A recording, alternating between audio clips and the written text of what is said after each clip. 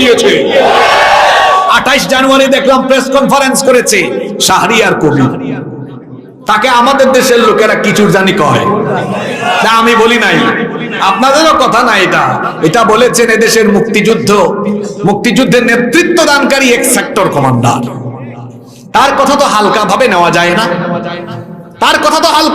যায় না, তিনি বলেছেন 71 সালে পাকিস্তানি জানোয়ারেরা বাংলাদেশের নিরীহ মানুষের উপর যখন ঝাঁপিয়ে পড়েছে, মা বোনদের ইজ্জত লুণ্ঠন করেছে, তখন এই শাহরিয়ার কবির পাকিস্তানিদেরকে দেশি মুরগ সাপ্লাই দিয়েছে।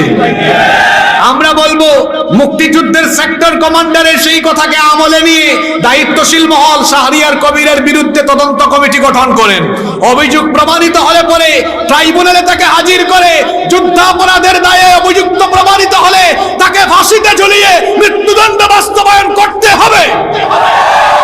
আর আমিও বলি যেমন কুকুর তেমন মুকুর দরকার।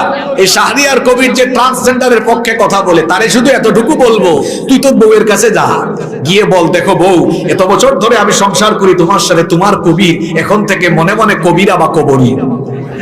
এটা বলে দেখ, আমার তো মনে হয় তোর বউ তোরে ভালো কোনো জুতা না, বাথরুম থেকে স্যান্ডেল এনে ওই জুতা দিয়ে তোরে পিটাবে। সুতরাং এই বদমাইশি সমকামিতার এই শিক্ষা ব্যবস্থাকে বইয়ের ভিতরে রাখতে দেওয়া হবে না। এই দেশ হচ্ছে ওলিয়া উলিয়াদের আবাদ করা, পীর মাশায়েখদের আবাদ করা, মেহনতে করা এই জমিনে নাস্তিকতাবাদী শিক্ষা কারিকুলাম বরদাস্ত করা হবে না, চলতে দেওয়া হবে না। দাজ্জাল হবে সত্য মিথ্যার মিশ্রণকারী এবং সে হবে ভণ্ড, ধোঁকাবাজ, প্রতারক। তার খাসলতের সাথে মিলিয়েও তার নাম রাখা হয়েছে কি? দাজ্জাল। তাহলে তার নামের পুরো অর্থ কি হয়? মাসিহুদ দাজ্জাল, ভূপৃষ্ঠে বিচরণকারী মহাভণ্ড, মহাপ্রতারক, মহামিথ্যুক। কথা কি বোঝা যায়? দাজ্জালের 12টি পরিচয় 5-6 মিনিটের সংক্ষেপে তুলে ধরছি, আপনাদের কষ্ট হচ্ছে? কয়টা পরিচয়? 12টি। নাম্বার 1, 1 নাম্বার, দাজ্জাল জিন ভূত বা অন্য কোন জাতির মধ্য থেকে আসবে না, বরং মানুষের আকৃতিতেই, মানুষের মধ্য থেকেই দাজ্জালের আগমন হবে। সে হবে মানুষের মতোই দেখতে, তবে তার মধ্যে ব্যতিক্রমী কিছু বৈশিষ্ট্য থাকবে। নাম্বার 2 নাম্বার হলো আল্লাহর নবী বলেছেন, আলা ইন্নাল মাসিহাদ দাজ্জাল আ'ওয়ারুল আইন, সাবধান, মাসিহুদ দাজ্জাল সম্পর্কে জেনে নাও, সে হবে অন্ধ, তার চক্ষু থাকবে কানা। দাজ্জাল হবে কানা দাজ্জাল এসে নিজেকে রব বলে দাবি করবে। নবীজি আল্লাহর হাবিব বলেছেন, সাবধান হয়ে যাও, তোমাদের রব কিন্তু অন্ধ নয়। আমাদের রব এত সুন্দর, কত সুন্দর আমরা জানি না। আসমান জমিন আর আল্লাহর সৃষ্টি যদি এত সুন্দর হয়, সে আল্লাহ আরো কত সুন্দর হবেন আমরা জানি। দুনিয়া সুন্দর, মানুষ সুন্দর, আসমান সুন্দর, জমিন সুন্দর, সুন্দরে সুন্দরে পাল্লা, জানো না কত সুন্দর তুমি আল্লাহ, জানো না কত সুন্দর তুমি আল্লাহ। আল্লাহু আকবার। শুনেন, একটা হাদিস আমার মনে পড়লো, খুব খেয়াল করে শুনেন। আল্লাহর নবী বলেছেন, মহাবিশ্ব সৃষ্টির পর থেকে কিয়ামত পর্যন্ত দুনিয়ায় যত ফিতনা ঘটবে, সকল ফিতনার মধ্যে সর্বাপেক্ষা ভয়ঙ্কর ফিতনার নাম হলো দাজ্জালের ফিতনা। নবীজি বলেছেন, মা মিন নাবিয়্যিন ইল্লা ওয়াকাদ আনযারা উম্মাতাহুল আ'ওয়ারুল কাযযাব, এমন কোন নবী বা রাসূল নাই যে নবী বা রাসূল তার উম্মতকে দাজ্জালের ব্যাপারে সতর্ক করেন নাই। তবে এখানে একটা নিয়ামতের ব্যাপার হলো, বাবা আদম নবী থেকে নিয়ে ঈসা রূহুল্লাহ আলাইহিমুস সালাম পর্যন্ত যত নবী রাসূল এসেছেন, সকল নবীরা কেবল উম্মতকে দাজ্জালের কথা বলে সতর্ক করেছেন, কিন্তু দাজ্জালের কোনো বৈশিষ্ট্য তারা উম্মতকে জানান নাই, কারণ আল্লাহ তাদেরকে জানান নাই। নবীজি বলেছেন, উম্মত শোনো, তোমাদের জন্য সুখবর হলো, অন্য নবীর মতো শুধু তোমাদেরকে সতর্ক করছি না, তার আকৃতি কেমন হবে, গড়ন কেমন হবে, বৈশিষ্ট্য কেমন হবে, কোথা থেকে কিভাবে আগমন করবে, কখন আগমন করবে, সবকিছু তোমাদেরকে আমি খোলাসা করে বলে দিয়ে যাচ্ছি। সুবহানাল্লাহ। এজন্য কথাগুলো শুনেন, কারণ আগামীর পৃথিবী এই চ্যালেঞ্জে, এই ফিতনায় পড়বে। এই ফিতনা থেকে বাঁচার জন্য কথাগুলো মনোযোগ দিয়ে শোনার দরকার আছে না নাই? 2টা বৈশিষ্ট্য বললাম। তিন নাম্বার নবীজি বলেছেন আন্নাহু শাবুন কতাত, দাজ্জাল হবে মধ্যবয়সী একজন যুবক। নাম্বার 4, 4 নাম্বার হচ্ছে আন্নাহু আহমার, তার গায়ের রং হবে লালচে। ওয়া ফি রিওয়ায়াতিন উখরা, অন্য রিওয়ায়াতে এসেছে শুভ্র এবং শ্বেত চামড়ার অধিকারী হবে সে। নাম্বার 5 নাম্বার আন্নাহু জাদুশ শার, মাথার চুলগুলো হবে অস্বাভাবিক কুকরানো। 6 নম্বরে হলো মাকতুবুন বাইনা আইনাইহি কাফ ফা রা, আরবি 3টা অক্ষর বলেছি, সবাই বলেন কাফ ফা রা। অন্য রিওয়ায়াতে এসেছে তার কপালের মধ্যে লেখা থাকবে বড় করে কাফির, অথবা আরবি 3টা অক্ষর কাফ ফা রা। আল্লাহর হাবিব বলেছেন মুমিন ব্যক্তি যদি অশিক্ষিত হয়, পড়ালেখা যদি নাও জানে, সে ব্যক্তি দাজ্জালের কপালে থাকা কাফেরি লেখা পড়তে পারবে। স্বাভাবিকভাবে আপনাদের মনে প্রশ্ন উদয় হতে পারে, যে ব্যক্তি পড়তে জানে না সে আবার কিভাবে দাজ্জালের কপালে থাকা এই অক্ষর বা শব্দটা পড়বে? আল্লাহর হাবিব বলেছেন অন্তরের মধ্যে ঈমানের নূর থাকার কারণে তার অন্তর্দৃষ্টি যিনি খুলে দিবেন তিনি কে? আর বেঈমানরা মুনাফিকরা যত উচ্চ শিক্ষিতই হোক না কেন, অন্তরে ঈমানের নূর না থাকার কারণে দাজ্জালের খপ্পরে পড়ে যাবে। দাজ্জালের কপালে থাকা সেই অক্ষর বা শব্দগুলো পড়তে পারবে না। নাম্বার 7, 7 নাম্বার হচ্ছে নবীজি বলেছেন দাজ্জাল হচ্ছে এমন, ইন্না মাসিহাদ দাজ্জাল রাজুলুন কাসীরুন আফহাজ, দাজ্জাল হবে বেটে। আমরা সিলেট হয় বাট্টি, বিভিন্ন এলাকায় আপনারা বলে থাকেন বাইট্টা, আপনারা কসবাই কি বলেন? কয়া ফালান। আপনাদের ভাষা তো খুব সুন্দর, কয়া লেতাম নাকি? হ্যাঁ কয়া লেতাম। আপনারা কি বলেন? দাজ্জাল হবে বাইট্টা বেটে। শুধু তাই নয়, ত্রুটিতে ভরা এই দাজ্জাল হবে এমন, ছেলেদের খতনা বা মুসলমানি করলে ছেলেরা কেমনে হাঁটে?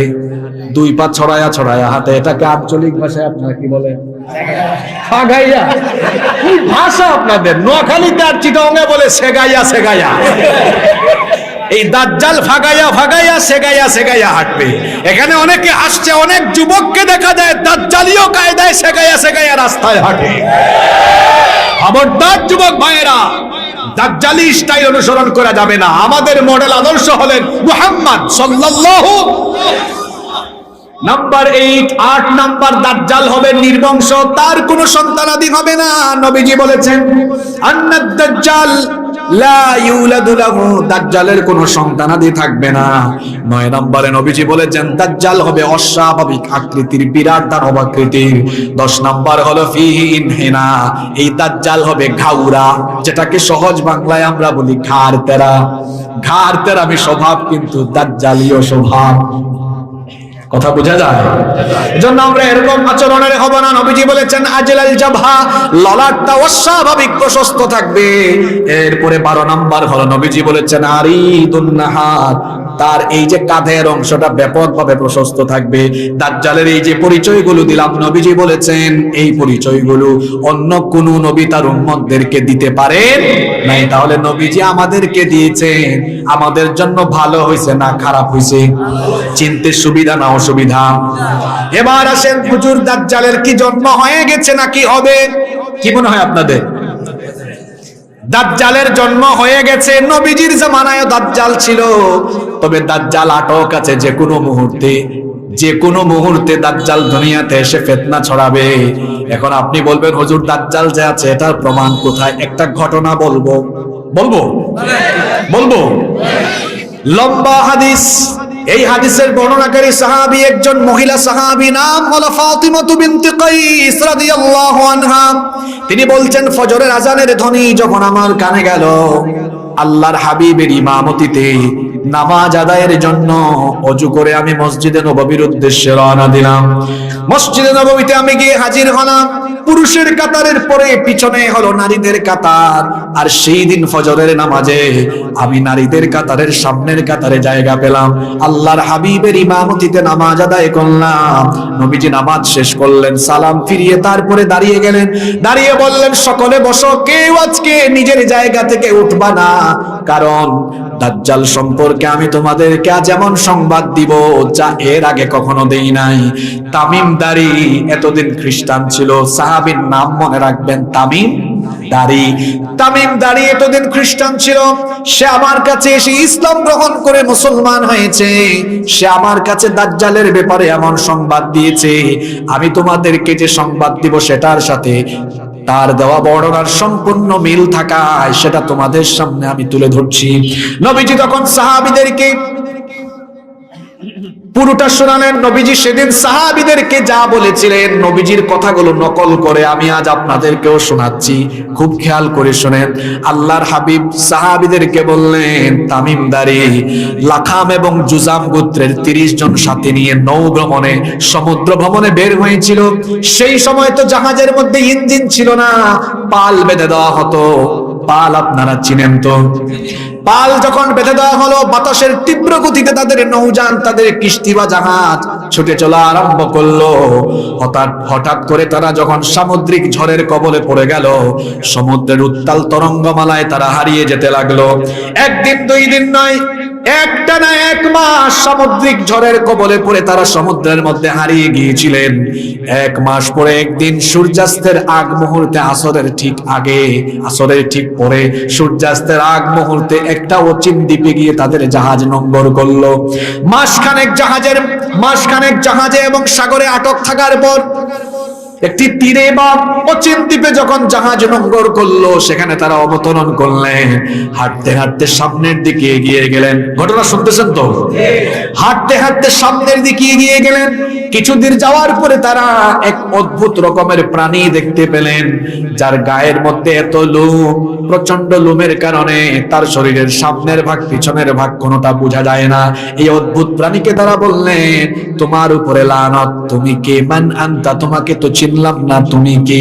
সে তখন বলল, আনাল জাসসাসা, আমি হলাম জাসসাসা। জাসসাসা মানে হলো গোয়েন্দা, গুপ্তচর। তখন তারা তাকে জিজ্ঞেস করলেন, তুমি এই অচিন দ্বীপে কার গোয়েন্দাগিরি করো? তুমি কার গুপ্তচর? সে তখন বলল, সামনের দিকে এগিয়ে যাও, তাহলেই বুঝবা আমি কার গোয়েন্দা, কার গুপ্তচর। সামনের দিকে তারা এগিয়ে গেলেন। সামনে যেতে যেতে যেতে যেতে তারা গিয়ে দেখলেন বিরাট দানবাকৃতির এক লোক, চক্ষুটা অন্ধ, মাথার চুলগুলো অস্বাভাবিক কোকড়া। এরপরে যে বর্ণনাগুলো একটু আগে দিলাম, কাঁধ প্রচন্ড রকমের চওড়া, তার হাতের কবজি থেকে নিয়ে কাঁধ পর্যন্ত বিরাট জিঞ্জির দিয়ে, শিকল দিয়ে বাঁধা, পায়ের পাতা থেকে নিয়ে হাঁটু পর্যন্ত শিকল দিয়ে তাকে বাঁধা। বিরাট দানবাকৃতির, অস্বাভাবিক আকৃতির এই লোকটাকে দেখে তারা জিজ্ঞেস করলেন, তুমি এখানে কি করো? তুমি কে? এই অচিন দ্বীপে তুমি শিকল বন্দী কেন? তুমি এখানে কি করো? সে তখন বলল, তোমরা এখানে কে? তোমরা কারা? আসলে তোমাদের পরিচয় কি? তারা পুরো ঘটনা শোনালেন, কেমনে তারা এখানে আসলেন, ওই গুপ্তচরের কথাও বললেন। তখন সে বলল, সে গুপ্তচর, আমার গুপ্তচর। তোমরা এখানে এসেছো তো আমার পরিচয় জানতে চেয়েছো, আমার পরিচয় তোমাদেরকে দিব পরে। তোমরা আমার 3টা প্রশ্নের উত্তর দাও আগে। জোরে বলেন, কয়টা প্রশ্ন? 3টা প্রশ্ন। এই 3টা প্রশ্ন মুখস্থ করে দেওয়া লাগবে, কারণ এটার সাথে সমসাময়িক বিশ্বের অনেক কিছু মিল আছে। সে বলল, আমার পরিচয় তোমাদেরকে দিব পরে, আমার 3টা প্রশ্নের জবাব দাও আগে। তারা বললেন, ঠিক আছে, তোমার প্রশ্ন করো। 1 নাম্বার প্রশ্ন সে করলো, আমাকে বাইসান সম্পর্কে খবর দাও। 2 নাম্বার প্রশ্ন হলো, তোমরা আমাকে তাবারিয়া উপসাগর, যেটাকে বলা হয় সি অফ গ্যালিলি, এ ব্যাপারে সংবাদ দাও। 3 নাম্বার হলো, জুগারের ঝর্ণার খবর আমাকে দাও। এই মোট প্রশ্ন কয়টা? তারা তখন বললেন, তুমি যে প্রথম প্রশ্ন করেছো বাইসান সম্পর্কে, বাইসান তো বিরাট শহর, বাইসানের কোন খবর তুমি জানতে চাও? সে বলল, আমাকে বাইসানের খেজুর বাগানের খবর দাও। বাইসানের খেজুর বাগানের খেজুর গাছে এখনো কি খেজুর পাকে নাকি? সেই খেজুর বাগানের খেজুর গাছের খেজুর ফল কি, খেজুর কি মানুষ এখনো খায় নাকি? তারা বললেন, হ্যাঁ, বাইসানের খেজুর বাগানের খেজুর গাছে এখনো ফল আসে এবং সেই খেজুর মানুষ খায়। সে তখন বলল, তাহলে 2 নম্বর প্রশ্নের উত্তর দাও। বুহায়রাতুত তাবারিয়া, তাবারিয়া উপসাগর, যেটাকে বর্তমানে বলা হয় সি অফ গ্যালিলি, এই সি অফ গ্যালিলির খবর বলো। তারা তখন বললেন, সি অফ গ্যালিলির কোন খবর তুমি জানতে চাও? সে বলল, সেখানকার উপসাগরে কি এখনো পানি আছে নাকি, আর সেই পানি মানুষ চাষাবাদের কাজে কি ব্যবহার করে নাকি? তারা তখন বললেন, হ্যাঁ, তাবারিয়া উপসাগরে এখনো পানি মজুদ আছে, পানি আছে, সেখানের পানি এখনো মানুষ ব্যবহার করে, চাষাবাদের কাজেও লাগায়। সে বলল, তাহলে আমার সর্বশেষ প্রশ্নের উত্তর দাও। সর্বশেষ প্রশ্ন হলো, জুগারের ঝর্ণার কি খবর, জুগারের কূপের কি খবর? জুগারের ঝর্ণার খবর বলো। জুগার হলো লূত আলাইহিস সালামের মেয়ের নাম। লূত আলাইহিস সালামের কওম ছিল সমকামী কওম। সমকামিতার কারণে জমিন উল্টায়া এই জাতিকে ধ্বংস করে দিয়েছেন কে? আল্লাহ। এখন আমাদের সমাজের চারপাশে যা শুরু হয়েছে, আমরাও যদি লূত নবীর বউয়ের মতো সমকামী না হয়ে সমকামিতাকে সমর্থন দেই, কিংবা সমকামিতা প্রতিষ্ঠা হওয়ার জন্য চুপচাপ থাকি, আল্লাহর কসম একই পরিণতি আমাদের হতে পারে। এই যে আমাদের পীর সাহেব আমার বক্তৃতার আগে তিনি আপনাদেরকে সতর্ক করলেন, ট্রান্সজেন্ডার কি শয়তানি। ইবলিস এখন রিটায়ার্ডে চলে গেছে।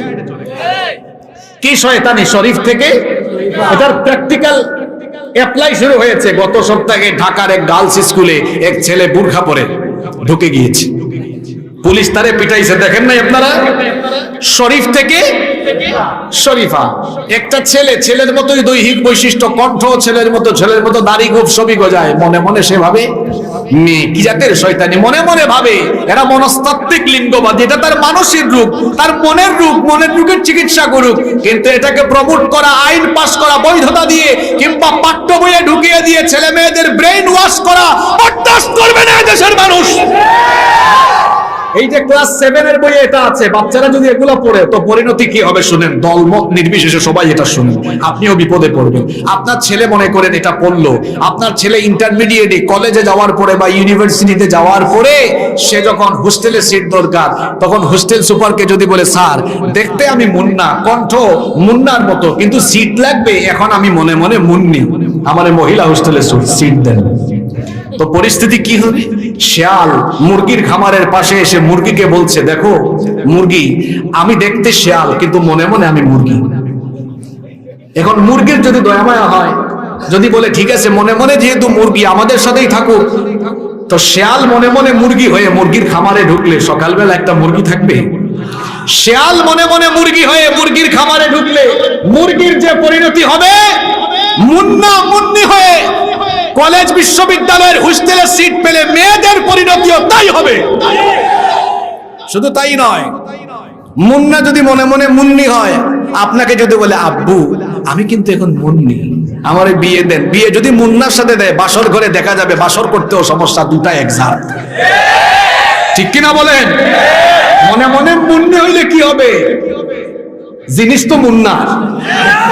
তারপরে সম্পদ বন্টন করতে গেলে তো আরো সাংঘাতিক পেশ লাগবে। মুন্নি যদি বলে আব্বু এতদিন মুন্নি ছিলাম, এখন আপনি জায়গা জমি বন্টন করবেন, মনে মনে মুন্না, দেন তো বন্টন করে। সুতরাং এগুলো হলো শয়তানি, বদমাইশি, নোংরামি আর সমকামিতাকে প্রমোট করার জন্য এই সব বদমাশি ইহুদি খ্রিস্টান আর পশ্চিমাদের গোলামরা এগুলো বইয়ে ঢুকিয়ে দিয়েছে। 28 জানুয়ারি দেখলাম প্রেস কনফারেন্স করেছে শাহরিয়ার কবির, তাকে আমাদের দেশের লোকেরা কিচুর জানি কয় না, আমি বলি নাই, আপনাদেরও কথা না, এটা বলেছেন এদেশের মুক্তিযুদ্ধের নেতৃত্ব দানকারী এক সেক্টর কমান্ডার। তার কথা তো হালকা ভাবে নেওয়া যায় না, তিনি বলেছেন 71 সালে পাকিস্তানি জানোয়ারেরা বাংলাদেশের নিরীহ মানুষের উপর যখন ঝাঁপিয়ে পড়েছে, মা বোনদের ইজ্জত লুণ্ঠন করেছে, তখন এই শাহরিয়ার কবির পাকিস্তানিদেরকে দেশি মুরগ সাপ্লাই দিয়েছে। আমরা বলবো মুক্তিযুদ্ধের সেক্টর কমান্ডারের সেই কথাকে আমলে নিয়ে দায়িত্বশীল মহল শাহরিয়ার কবিরের বিরুদ্ধে তদন্ত কমিটি গঠন করেন।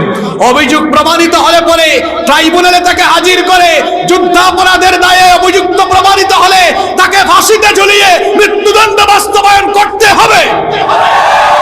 আর আমিও বলি যেমন কুকুর তেমন মুকুর দরকার। এই শাহরিয়ার কবির যে ট্রান্সজেন্ডারের পক্ষে কথা বলে, তারে শুধু এতটুকু বলবো, তুই তোর বউয়ের কাছে যা, গিয়ে বল, দেখো বউ এত বছর ধরে আমি সংসার করি তোমার সাথে, তোমার কবির এখন থেকে মনে মনে কবিরা বা কবরী। এটা বলে দেখ, আমার তো মনে হয় তোর বউ তোরে ভালো কোনো জুতা না, বাথরুম থেকে স্যান্ডেল এনে ওই জুতা দিয়ে তোরে পিটাবে। সুতরাং এই বদমাইশি সমকামিতার এই শিক্ষা ব্যবস্থাকে বইয়ের ভিতরে রাখতে দেওয়া হবে না। এই দেশ হচ্ছে ওলিয়া উলিয়াদের আবাদ করা, পীর মাশায়েখদের আবাদ করা, মেহনতে করা এই জমিনে। নাস্তিকতাবাদী শিক্ষা কারিকুলাম বরদাস্ত করা হবে না, চলতে দেওয়া হবে না, হবে না, হবে না। সম্মানিত সম্মানিত ভাইয়েরা, কোথায় ছিলাম মনে আছে? জুগারের ঝর্ণা। জুগার কার মেয়ের নাম বলেন? লূত আলাইহিস সালামের মেয়ে। তাকে ওই একটা ঝর্ণার পাশে কবর দেওয়া হয়েছে, ওই ঝর্ণার নাম হয়ে গিয়েছে জুগারের ঝর্ণা। সে প্রশ্ন করেছিল জুগারের ঝর্ণার খবর দাও। তারা বললেন কোন খবর জানতে চাও? সে বলল ওই জুগারের ঝর্ণার পানি কি এখনো মানুষ ব্যবহার করে নাকি? তারা বললেন হ্যাঁ, সেটা এখনো মানুষ ব্যবহার করে। তখন তারা বলল তুমি 3টা প্রশ্ন করেছো, 3টা প্রশ্নের উত্তর দিয়েছি, এবার তোমার পরিচয় দাও। সে তখন বলল আচ্ছা শোনো, উত্তর দিচ্ছি। তোমরা তো আরবের লোক, আরবে যে একজন নবী আসার কথা, তিনি কি এসেছেন নাকি? তারা বললেন হ্যাঁ। সে জিজ্ঞেস করলো তিনি এখন কোথায়? তারা বললেন মক্কা থেকে হিজরত করে মদিনায়। সে তখন জিজ্ঞেস করলো তিনি কি কোনো যুদ্ধে অবতীর্ণ হয়েছেন? তারা বলল হ্যাঁ, যুদ্ধে অবতীর্ণ হয়েছেন। সে বলল যুদ্ধের ফলাফল কি? তারা বললেন তিনি বিজয়ী হয়েছেন। সে বলল হ্যাঁ, এমনটাই তো হওয়ার কথা। এবার তারা প্রশ্ন করলেন শোনো, তুমি 3টা প্রশ্ন করেছো, সব উত্তর দিয়েছি, দয়া করে তোমার পরিচয় দাও। সে তখন বলল আনা মাসিহুদ দাজ্জাল, আমি হচ্ছি মাসিহুদ দাজ্জাল। তখন তারা প্রশ্ন করলেন তুমি যদি মাসিহুদ দাজ্জাল হও তো অচিনেই দ্বীপে তুমি কি করো, আর তোমাকে শিকলবন্দি করে রাখা হলো কেন? সে তখন বলল আল্লাহর হুকুমে আমাকে এখানে শিকলবন্দি করে রাখা হয়েছে, তবে খুব শীঘ্রই আমি বাঁধন মুক্ত হব, শিকল মুক্ত হয়ে আমি গোটা দুনিয়াতে ফিতনা ছড়াবো। তারা জিজ্ঞেস করলেন কোন সময় দুনিয়ায় তুমি আত্মপ্রকাশ করবে? সে তখন বলল এই উত্তর কিন্তু একটু আগে যে 3টা প্রশ্ন করেছি এর ভিতরেই আছে। তারা বললেন বুঝলাম না। সে তখন বলল বুঝাই দিচ্ছি, বলেছিলাম বাইসানের খেজুর বাগানের খবর দাও, তোমরা বলেছো বাইসানের খেজুর বাগানে এখনো খেজুর আছে। যখন বাইসানের খেজুর বাগানের খেজুর গাছ থাকবে না, সব খেজুর গাছ মরে যাবে, তখন আমি দাজ্জাল দুনিয়াতে আত্মপ্রকাশ করব। কোথাকার খেজুর বাগান? জোরে বলেন। যুবকরা কি মনে মনে শরীফা নাকি? শরীফার মতো আওয়াজ কেন? আপনি গুগলে সার্চ করে দেখেন, ইউটিউবে যান, এখন তো সব হাতের কাছে। গুগল শরীফ আছে না? আছে তো।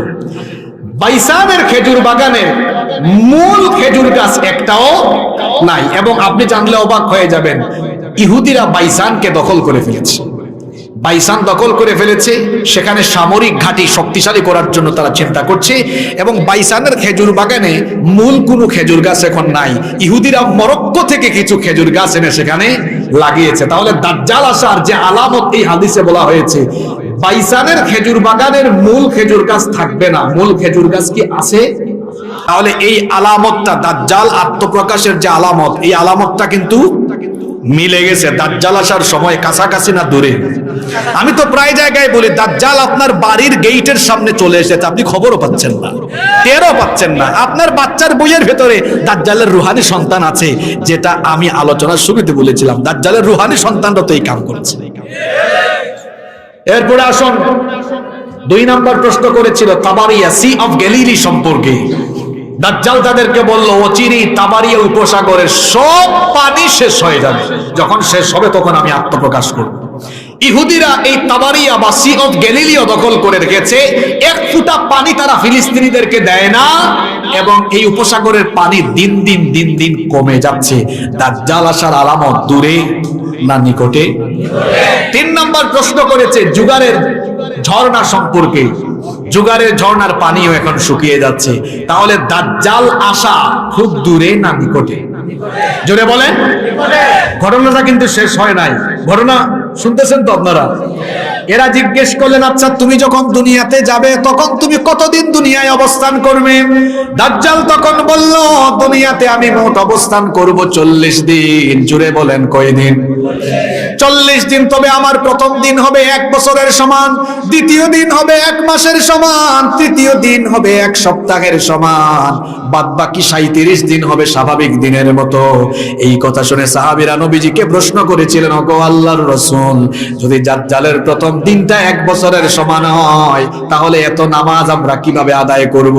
নবীজি তখন বললেন, অনুমান করে করে সালাত আদায় করে নিবে। আল্লাহু আকবার, আল্লাহু আকবার। দাজ্জালকে তারা প্রশ্ন করেছিলেন, আচ্ছা তুমি যখন দুনিয়াতে যাবে, তুমি দুনিয়ার কোন কোন জায়গায় অবস্থান করবে? সে তখন বলল, কেবলমাত্র মক্কা আর মদিনা। তবে অন্য আরেকটা হাদিস পাওয়া যায়, মসজিদে তুর এবং মসজিদে আকসা। যদি আমরা 2 হাদিসকে একত্রিত করি তো পাবো 4টা জায়গা, মক্কা মদিনা, মসজিদে তুর আর মসজিদে আকসা। এই 4টা জায়গা ছাড়া দাজ্জাল গোটা দুনিয়াতে ভ্রমণ করবে আর ফিতনা ছড়াবে। শ্রীপুর কসবাও বাকি থাকবে না, কোথাও বাকি থাকবে না। দ্রুত গতিতে সে চলবে, সব জায়গায় যাবে আর ফিতনা ছড়াবে। নবীজি যখন এই কথা বলছিলেন, নবীজি তখন বলছিলেন, সাহাবীরা শোনো, এটা আমার মদিনা। 3 বার নবীজি হাতে লাঠি ছিল, লাঠি দিয়ে মাটিতে আঘাত করে বলেছিলেন, হাদিহি তয়বা, হাদিহি তয়বা, হাদিহি তয়বা। এটা আমার পবিত্র শহর, এটা আমার পবিত্র শহর, এটা আমার পবিত্র শহর। এখানে আমি ঘুমিয়ে থাকার কারণে দাজ্জাল প্রবেশ করতে পারবে না। আল্লাহু আকবার। দাজ্জাল গোটা পৃথিবীতে কি রকম ফিতনা ছড়াবে, কষ্ট হচ্ছে নাকি আপনাদের? আমি তো শেষের দিকে চলে আসতেছি একদম। কিভাবে দাজ্জাল ফিতনা ছড়াবে শুনেন। দাজ্জাল অনেক রকমের ফিতনা ছড়াবে, আর দাজ্জালের অনুসারী হবে আসফাহান শহরের 70,000 ইহুদি। ইরানের রাজধানী তেহরান থেকে আসফাহান শহর খুবই নিকটবর্তী। সেখানকার ইহুদিরা হবে 70,000 ইহুদিরা তার সৈন্য হবে, এবং ইসরায়েলের ইহুদিরাও তার সৈনিক হবে। অনেক অজ্ঞ মূর্খ মহিলারাও তার অনুসারী হবে। আর এই দাজ্জাল কি করে ফিতনা ছড়াবে শুনেন। নবীজি বলেছেন, তার এক হাতে থাকবে জান্নাত আর এক হাতে থাকবে জাহান্নাম। তবে ওটা আসল নয়, ওটা হলো ফেক, ওটা হলো নকল, সেটা ফেক। আল্লাহর হাবিব বলেছেন, দাজ্জাল বলবে, শোনো আমি খোদা, আমার উপর ঈমান আনো, ঈমান আনলে আমার জান্নাত দিব, না আনলে তোমাদেরকে জাহান্নাম দিব। দাজ্জাল যখন এই ফিতনা ছড়াবে, নবীজি বলেছেন, দাজ্জালের ফিতনায় পড়ে যাও না, দাজ্জালের খপ্পরে পড়ো না। সে ভণ্ড, মিথ্যাবাদী, প্রতারক। বরং দাজ্জালের খপ্পরে না পড়ে প্রয়োজনে দাজ্জালের দেখানো আগুনে ঝাঁপ দিও। আগুনে ঝাঁপ দিলে দেখবে এটা আসলে আগুন নয়, এটা হলো মুমিনের জন্য জান্নাতের ফুল বাগান। আবার অন্য রিওয়ায়াতে এসেছে, দাজ্জালের একদিকে থাকবে পানির নহর, অন্যদিকে থাকবে আগুনের নহর। সেগুলাও ফেক, আমি সংক্ষেপে বলছি শোনেন। আবার দাজ্জালকে এমন অলৌকিক ক্ষমতা দেওয়া হবে, এমন এক এলাকা দিয়ে যাবে, ওই এলাকার মধ্যে দুর্ভিক্ষ চলবে, ফসলের মাঠে ফসল থাকবে না, ফসল নষ্ট। দাজ্জাল ওই এলাকায় গিয়ে বলবে, শোনো আমি আসমানকে অর্ডার করছি, দেখবা বৃষ্টি হবে, ফসল হবে, তাই হবে। এরপরে দেখা যাবে সে বলবে, আমি খোদা, আমার উপর ঈমান আনো। ঈমানদাররা ঈমান আনবে না, কারণ ঈমানদাররা দাজ্জালের খপ্পরে পড়বে। দাজ্জাল মক্কায় ঢুকতে চাইবে, মক্কার সীমানায় যাওয়া মাত্রই তাকে আল্লাহর ফেরেশতারা তাড়িয়ে দিবে। মদিনায় ঢুকতে চাইবে, মদিনা থেকেও তাকে তাড়িয়ে দেওয়া হবে। আমি দাজ্জালের ঘটনাটা সংক্ষেপে বলছি। দাজ্জাল সর্বশেষ পৃথিবীর শ্রেষ্ঠ ঈমানদার যুবককে সেই সময় তার সাথে যে আচরণ করবে সেটা হাদিসে এসেছে। নবীজি বলেছেন, দাজ্জাল সর্বশেষ যে যুবককে হত্যা করবে, মদিনা থেকে ফেরার পথে ওই যুবকের সাথে দেখা হবে। ওই যুবকের সাথে যখন তার দেখা হবে, ওই যুবক হলো সেই সময়ের শ্রেষ্ঠ যুবক। ওই যুবক যখন দাজ্জালকে দেখবে, দাজ্জালকে দেখার পরে দাজ্জালকে সাথে সাথে চিনে ফেলবে। দাজ্জালকে যখন সাথে সাথে চিনে ফেলবে, তখন দাজ্জাল বলবে, শোনো আমি কিন্তু রব, তুমি আমাকে ভুল বুঝো না। এই কথোপকথনের সময় মানুষ চতুর্দিকে জড়ো হয়ে যাবে। মানুষ যখন চতুর্দিকে জড়ো হয়ে যাবে, ওই যুবক বলবে, শোনো এটা মাসিহুদ দাজ্জাল, তার খপ্পরে পড়ো না। দাজ্জাল তখন উপস্থিত সমবেত লোকদেরকে বলবে, শোনো দেখো তোমাদের সামনে আমি তাকে হত্যা করব, এরপরে আমি তার জীবন ফিরিয়ে দেব, দেখবা আমি যে আসল খোদা। সে তখন ওই যুবককে হত্যা করবে, আবার তাকে জিন্দা করবে। তবে দাজ্জাল যেটা করবে সব হলো ভেলকিবাজি, শয়তানদেরকে কাজে লাগায় এগুলা করবে, সব হলো ধোঁকাবাজি। দাজ্জাল দেখাবে আর বলবে, দেখছো আমি আসলেই তোমাদের খোদা। ওই যুবক চোখ খোলার পরে বলবে, তুই যে দাজ্জাল, এখন আমি এটা আরো ভালো করে বুঝতে পেরেছি, তুই যে পাকাপুক্ত দাজ্জাল। দাজ্জাল তখন তার অনুসারীদেরকে বলবে, কে ধরো, মারো। এরপরে দাজ্জাল তার মাথার উপরে করাত রাখবে, করাত রেখে বলবে এখনো সময় আছে, ঈমান আনো, নইলে তোমাকে দ্বিখণ্ডিত করে ফেলবো। সে বলবো যতই বলো না কেন কোনো লাভ হবে? করাত চালিয়ে দুই টুকরা করে ফেলবে, শরীরের দুই টুকরার মাঝখান দিয়ে দাজ্জাল চলাফেরা করবে। এরপরে দুই টুকরাকে আবার জোড়া লাগিয়ে দিবে। ওই যুবককে বলবে এখনো কি তুমি বিশ্বাস করো না আমি যে তোমার খোদা? ওই যুবক তখন বলবে এখন আমার বিশ্বাস আরো পাকাপোক্ত হয়েছে, তুই যে মাসিহ দাজ্জাল। এইভাবে করে দাজ্জালের ফিতনায় গোটা দুনিয়া যখন আচ্ছন্ন হয়ে যাবে, সারা দুনিয়ার মানুষ যখন দাজ্জালের ফিতনায় অতিষ্ঠ হয়ে যাবে, সেই সময় এই দাজ্জালকে হত্যা করার জন্য সাইয়েদিনা ঈসা আলাইহিস সালামকে যিনি দুনিয়াতে পাঠাবেন তিনি কি? আরো জোরে বলেন তিনি কি? একজন নবীর এখনো ইন্তেকাল হয় নাই, মরণ হয় নাই, তিনি হলেন ঈসা আলাইহিস সালাম। তবে ইহুদি আর খ্রিস্টানরা তারা ভুলের মধ্যে আছে, তারা আছে মিসা নিয়ে, আমরা আছি ঈসা নিয়ে। কথা বুঝেন না? ইহুদিরা সেই সময়ের জালিম শাসককে প্রভাবিত করেছিল ঈসা আলাইহিস সালামকে হত্যা করার জন্য। সেই জালিম শাসক বিরাট এক সৈন্যবাহিনী পাঠিয়েছিল, ইহুদিরাও সাথে ছিল। তারা গিয়ে ঈসা আলাইহিস সালামের বাড়ি ঘেরাও করে ফেললো। ঈসা আলাইহিস সালামের বাড়ি যখন তারা ঘেরাও করে ফেললো, আল্লাহ তাআলা ঈসা নবীকে বললেন, ও আমার ঈসা, আমি তোমাকে আমার কাছে উঠায় দেব, তারা তোমার কোনো ক্ষতি করতে পারবে? ঈসা আলাইহিস সালামের ইন্তেকাল না হওয়ার আরেকটা বড় কারণ হলো তিনি দোয়া করেছিলেন, আল্লাহ আমার পরে শেষ নবীর আগমন হবে, তুমি আমাকে নবী না বানিয়ে ওই নবীর উম্মত বানিয়ে দাও নাছর বান্দা হয়ে। তিনি যখন বারবার এই দোয়া কবুল করেছেন, তখন তার এই দোয়া যিনি কবুল করেছেন তিনি কি? আমরা কিন্তু উম্মত হওয়ার জন্য আল্লাহর কাছে আবেদন করা লাগে নাই। যেখানে অন্যান্য নবী না হয়ে আমাদের নবীর উম্মত হওয়ার জন্য চেয়েছেন, আমরা না চাইতেই আমাদেরকে আল্লাহ তার হাবিবের উম্মত বানিয়ে দিয়েছে। সুবহানাল্লাহ কইতে ইচ্ছে করে না আপনাদের? ঈসা আলাইহিস সালামের এই দোয়া কবুল করেছেন, এজন্য তার ইন্তেকাল হয় নাই। আর তাকে যখন সৈন্যরা বাড়ি ঘিরে ফেললো, আল্লাহ তাআলা তখন তাকে উঠায়া নিলেন। ইহুদিরা যখন ঘরে ঢুকলো, যখন সৈন্যরা ঘরে ঢুকলো, আল্লাহ তাআলা কি করলেন শুনে, তাদের ভেতরকার একজন সৈন্যকে আল্লাহ তাআলা ঈসা নবীর সুরত দিয়ে দিলেন। আল্লাহর জন্য এটা কঠিন না সহজ? আরো জোরে বলেন কঠিন না সহজ? ঈসা নবীর সুরত একজনকে দিয়ে দিলেন। এখন তারা সবাই মনে করলো এটা ঈসা, কিন্তু আপনারা বলেন তো এটা ঈসা না মিসা? মিসা না ঈসা? এরা সবাই তাকে ধরলো, কয় এই তো ঈসাকে পাইছি। সে কয় কি এর ঈসা? আমি তো মিসা, আমি তো তোমাদের সাথে এসেছি। তারা বলল আর মিথ্যা বলে লাভ নাই, কিসের আমাদের সাথে এসেছো? সে তখন চিল্লায়, আমি তো তোমাদেরই লোক, আমাকে কেন নিয়ে যাও? কয় তোমার চেহারা সুরত সবই তো ঈসার মতো, মিথ্যা বলো কেন? নিয়ে গেল ঈসা আলাইহিস সালাম মনে করে তাকে তারা শুলে চড়ালো।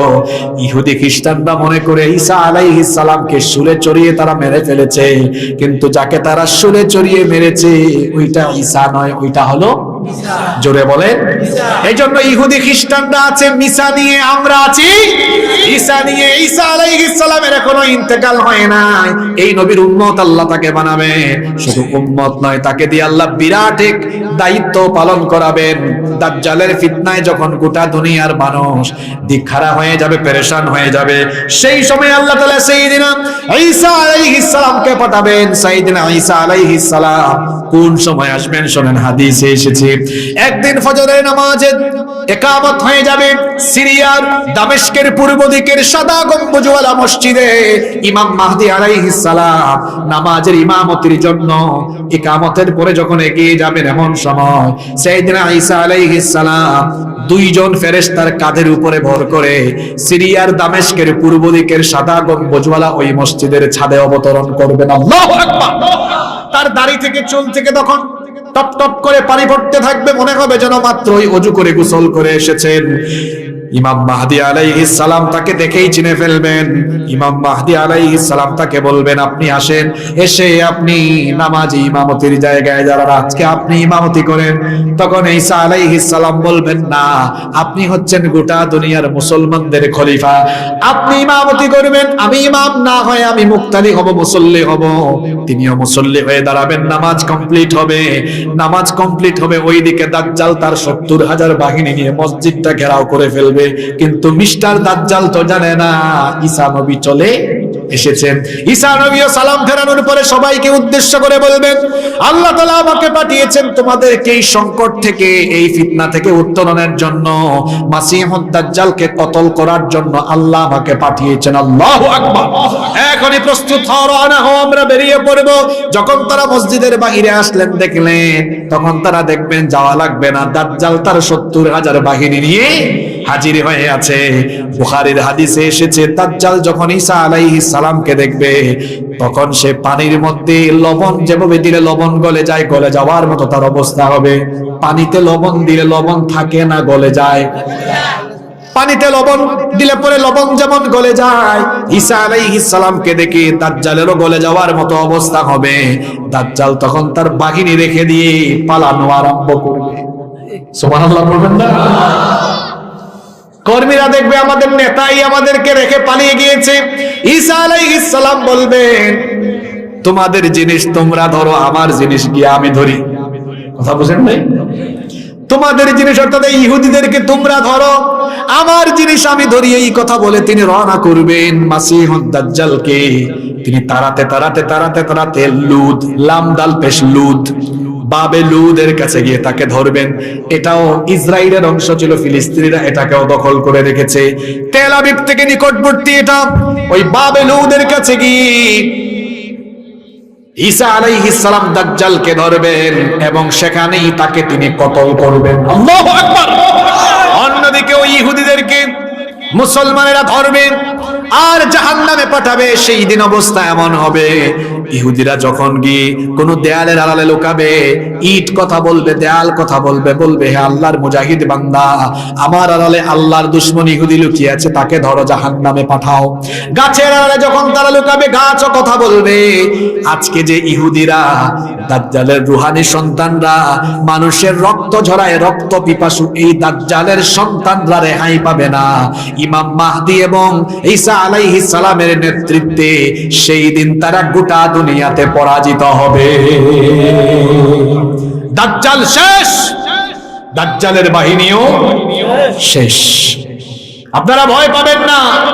আজকের যে ইসরায়েল অসভ্য জারজ রাষ্ট্র, ফিলিস্তিনিদের রক্ত পিপাসু হয়ে ফিলিস্তিনিদের রক্ত পান করছে আর গোটা দুনিয়ায় মুসলমানদের সাথে দুশ্মনী করছে, এদের পরিণতি অত্যন্ত ভয়াবহ হবে। মুসলমানরা মাথা উঁচু করে দাঁড়াবে। তারা বলছে এবং তাদের মিত্র পশ্চিমারা বলছে ফিলিস্তিনকে শেষ করে দাও। আমরা বলছি নবীজির হাদিসকে সাক্ষ্য রেখে ফিলিস্তিন থাকবে, বরং পৃথিবীর মানচিত্র থেকে অসভ্য ইহুদিরা এবং তাদের মিত্র পশ্চিমা মার্কিনী গোলামরা নিঃশেষ হয়ে যাবে। মুসলমানরা আগামী পৃথিবীর নেতৃত্ব দিবে। দাজ্জালের এই ফিতনা থেকে আমাদের বাঁচার দরকার আছে না নাই? জোরে বলেন, দাজ্জালের ফিতনা থেকে বাঁচার দরকার আছে না নাই? এবার আসুন সর্বশেষ আমরা দাজ্জালের ফিতনা থেকে বাঁচার জন্য কয়েকটা আমলের কথা শুনে আমরা শেষের দিকে চলে যাব ইনশাআল্লাহ। দাজ্জালের ফিতনা থেকে বাঁচার জন্য মাত্র 3টা আমল আপনাদেরকে শিখায়া যাচ্ছি। জুড়ে বলেন কয়টা? 3টা। 1 নাম্বার হলো তাওহীদের জ্ঞান রাখা। আল্লাহ হচ্ছেন একক, অদ্বিতীয়, তার সাথে কোনো শরীক নাই, তিনি ছাড়া কোনো ইলাহ নাই, মাবুদ নাই, অন্য কেউ উপাস্য হতে পারে না, আইনদাতা বিধানদাতা হতে পারে। আল্লাহর যে 99টা নাম আছে সেগুলোর ব্যাপারে ভালো করে জানবেন, তাহলে দাজ্জালের খপ্পরে পড়বেন না। 2 নম্বরে নামাজে সালাম ফেরানোর আগে আল্লাহর হাবিব বলেছেন, ইদা তাশাহাদা আহাদুকুম ফালইস্তাইদ বিল্লাহি মিন আরবা। নবীজি বলেছেন, তোমাদের যখন কেউ তাশাহুদ পাঠ করে সালাম ফেরানোর আগে সেজন্য 4টা জিনিস থেকে আল্লাহর কাছে পানা চাই। জুড়ে বলেন কয়টা? আমাদের সমাজের চিত্র হলো, আমরা যখন নামাজের শেষ বৈঠকে থাকি, নিজেদের তাশাহুদ, দুরুদ আর দোয়ায়ে মাসুরা শেষ হয়ে গেলে আমরা কাশি দিয়ে দিয়ে সিগন্যাল দিয়ে ইমাম সাহেবকে সতর্ক করি। বেশিরভাগ মানুষ এই দোয়াটা করে না। এই দোয়াটা আপনারা করবেন, নবীজি শিখিয়েছেন, আল্লাহুম্মা ইন্নী আউযু বিকা মিন আযাবি জাহান্নাম ওয়া মিন আযাবিল কবর ওয়া মিন ফিতনাতিল মাসীহিদ দাজ্জাল ওয়া মিন ফিতনাতিল মাহইয়া ওয়াল মামাত। নবীজি বলেছেন সালাম ফেরানোর আগে এই 4টা জিনিস থেকে আল্লাহর কাছে পানাহ চাও। এই দোয়াটা পারেন তো? কে কে পারেন একটু হাত তুলেন তো দেখি। ঠিক আছে, দেখি আপনি বলেন দেখি, দাঁড়ানো লাগবে না। মাশাআল্লাহ,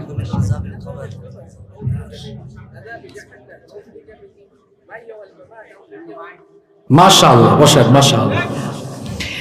আমি ওনাকে বলাইলাম কেন, কিছু কিছু ছাত্র আছে ক্লাসে, টিচার যখন বলে বুঝছো, কয় বুঝছি, কিন্তু যখন টিচার বলে কি বুঝছো বলো, তখন অনেকে বিপদে পড়ে।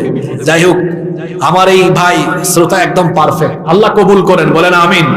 এই দোয়াটা যারা পারেন না, মুখস্থ করতে পারবেন না, কি সুন্দর দোয়া, আল্লাহুম্মা ইন্নী আউযু বিকা মিন আযাবি জাহান্নাম, হে আল্লাহ আমাকে জাহান্নামের আযাব থেকে বাঁচাও, ওয়া মিন আযাবিল কবর, কবরের শাস্তি থেকে বাঁচাও, ওয়া মিন ফিতনাতিল মাহইয়া ওয়াল মামাত, জীবন মৃত্যুর ফিতনা থেকে বাঁচাও, ওয়া মিন ফিতনাতিল মাসিহিদ দাজ্জাল, দাজ্জালের ফিতনা থেকে আমাদেরকে বাঁচাও, বলেন আমিন।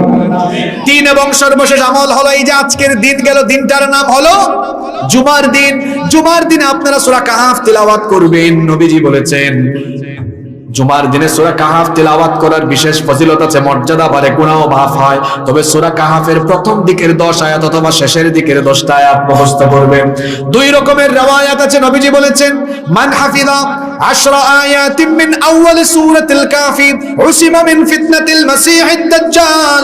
নবীজি বলেছেন যে ব্যক্তি সূরা কাহাফের প্রথম 10 আয়াত মুখস্থ করবে, ওয়া ফি রিওয়ায়াতিন উখরা, অন্য riwayate এসেছে মান হাফিযা 10 আল আওয়াখির মিন সূরাতিল কাফি উসিমা মিন ফিতনাতিদ দাজ্জাল। আল্লাহর হাবিব বলেছেন যে ব্যক্তি সূরা কাহাফের শেষের 10 আয়াত মুখস্থ করবে। দুইটা হাদিসকে একত্রিত করে আমরা বলতে পারি, আল্লাহর হাবিব বলেছেন যে ব্যক্তি সূরা কাহাফের প্রথম দিকের 10 আয়াত অথবা শেষের দিকের 10টা আয়াত মুখস্থ করবে, ওই ব্যক্তিকে দাজ্জালের ফিতনা থেকে যিনি বাঁচিয়ে দিবেন তিনি কে?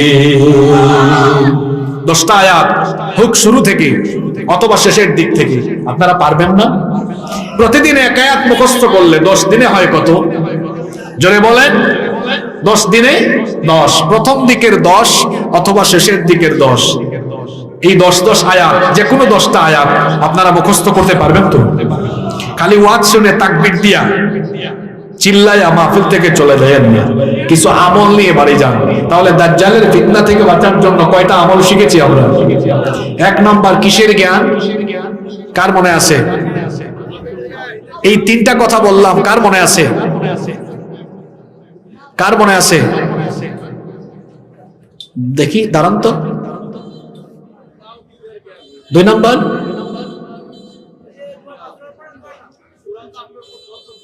তিন নাম্বার, আরো একটা আমল। আসো ভাই, তোমার একটু হাদিয়া দিয়ে যাই।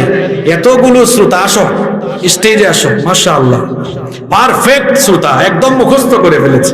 এতগুলো মানুষ এখানে, কিন্তু সে একাই 3টা মুখস্থ করে জবাব দিয়েছে। বলেন মাশাআল্লাহ, মারহাবান। আসেন আসেন, একটু হাদিয়া দিয়ে যাই। খালি হাদিয়া নিয়ে গেলে চলবে? একটু দিয়া যাই তারে। তাহাদু তাহাব্বু, হাদিয়া দাও, মহব্বত বাড়ুক, ভালোবাসা বাড়ায় দিবেন কে?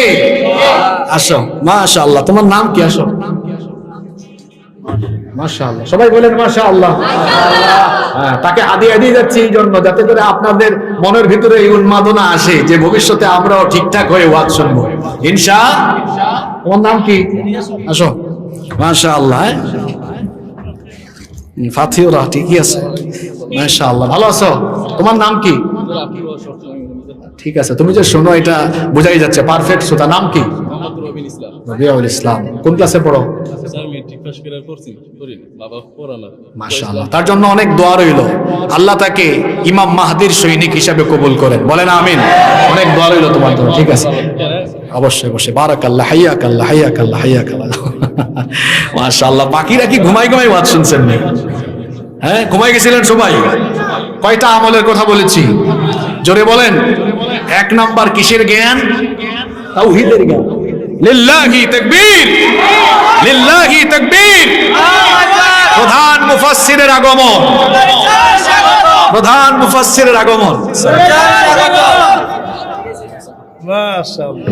আমার শ্রদ্ধাভাজন বড় ভাই, আমাদের অভিভাবক, আমাদের দিক নির্দেশক, যাকে আমি আমার অন্তরের অন্তঃস্থল থেকে শ্রদ্ধা করি, ফদিলাতুশ শাইখ সাদিকুর রহমান আল আজহারি হাফিজাহুল্লাহ ওয়া রাআহ আতালাল্লাহু আমরাহু ওয়া বারাকাল্লাহু ফি হায়াতিহি ওয়া ইলমিহি। বলেন আমিন।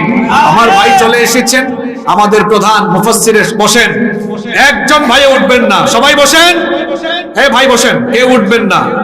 আমি ওনার সম্মানে আলোচনা এখানেই শেষ করছি। আমরা শেষ পর্যন্ত আলোচনা শুনে মুনাজাত করে তারপরে বাড়ি যাব ইনশাআল্লাহ।